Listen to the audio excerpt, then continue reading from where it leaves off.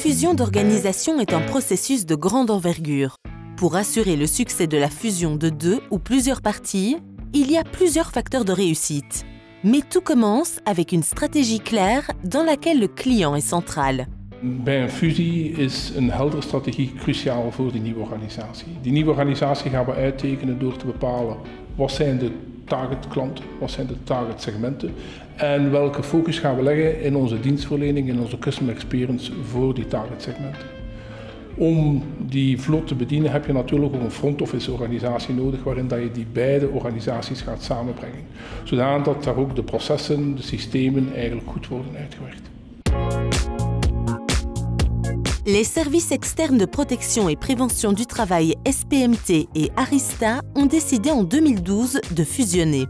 Les besoins des clients évoluent fortement et les deux sociétés ont ressenti le besoin de travailler ensemble sur une meilleure offre.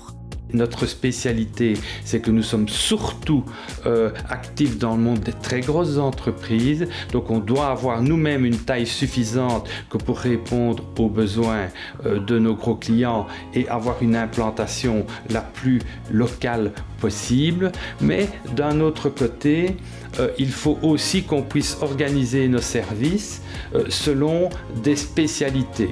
Dans les hôpitaux, par exemple, les besoins sont vraiment très particuliers et on doit donc former des équipes qui sont des équipes plus spécialisées vers les hôpitaux. Et pour ça, il faut évidemment avoir une taille suffisante.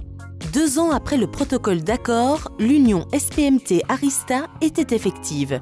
Sans surprise, les changements ont provoqué de l'anxiété chez les employés.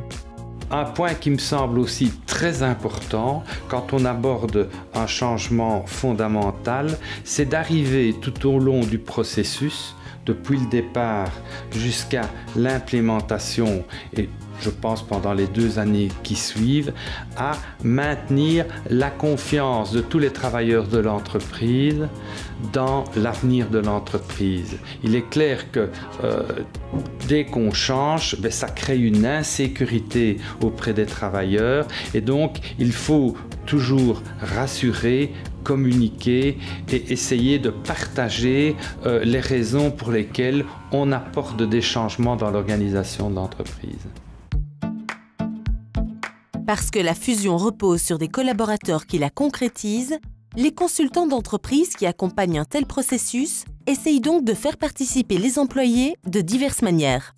Want dat doen we eigenlijk op een drietal momenten. Zeker en vast bij het in kaart brengen van de huidige situatie gaan we een brede groep van medewerkers gaan bevragen in de beide organisaties op alle niveaus. Dan gaan we samen met het management de werkgroep gaan selecteren.